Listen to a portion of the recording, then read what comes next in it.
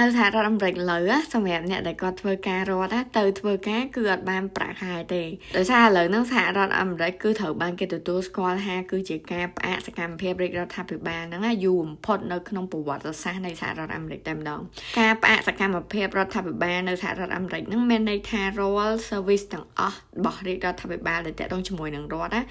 គឺអត់ដំណើរការឬមួយក៏ដំណើរការប៉ុន្តែអ្នកដែលធ្វើការហ្នឹងគឺអត់ទទួលបានប្រាក់ខែ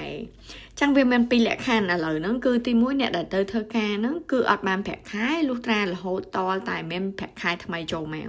ទី2គឺអ្នកដែលគាត់ធ្វើការរត់ហ្នឹងគឺអត់ទៅធ្វើការយកហ្មងគេអត់ឲ្យទៅធ្វើការចឹងនៅពេលដែលអត់មានបុគ្គលិកធ្វើការងារធ្វើប្រជាជនធម្មតាហ្នឹងត្រូវការប្រើ government service ហ្នឹងគឺ delay ចឹងឥឡូវហ្នឹងកំពុងតែបបោខ្លាំងមែនតើដោយសារ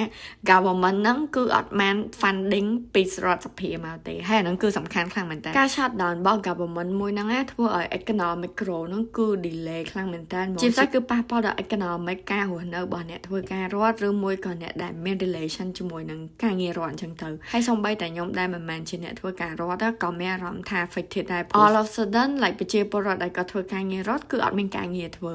ហើយសម្រាប់តាក់ទងជាមួយនឹង service ដែលខ្ញុំត្រូវប្រើគឺខ្ញុំប្រើបាន National Park អី but regulation inspection អីក៏ stop ដែរឥឡូវហ្នឹងគេហៅថាផ្អាកសិនណាប៉ុន្តែការផ្អាកហ្នឹងគឺជាប់ជាការផ្អាកដ៏វែងបំផុតបងអស់ហ្មងនៅក្នុងប្រវត្តិសាស្ត្រនៃសហរដ្ឋអាមេរិកអញ្ចឹងគឺធ្វើឲ្យឥឡូវហ្នឹងអ្នកនៅសហរដ្ឋអាមេរិកមានអារម្មណ៍ថា uncertainty មានថាអត់ដឹងថាអនាគតទៅវាមិនឥឡូវហ្នឹង economic ហាងរញ៉េរញ៉ៃអញ្ចឹងទៅអញ្ចឹងធ្វើឲ្យសហរដ្ឋអាមេរិកហ្នឹងហាងyeah a little bit of like up and down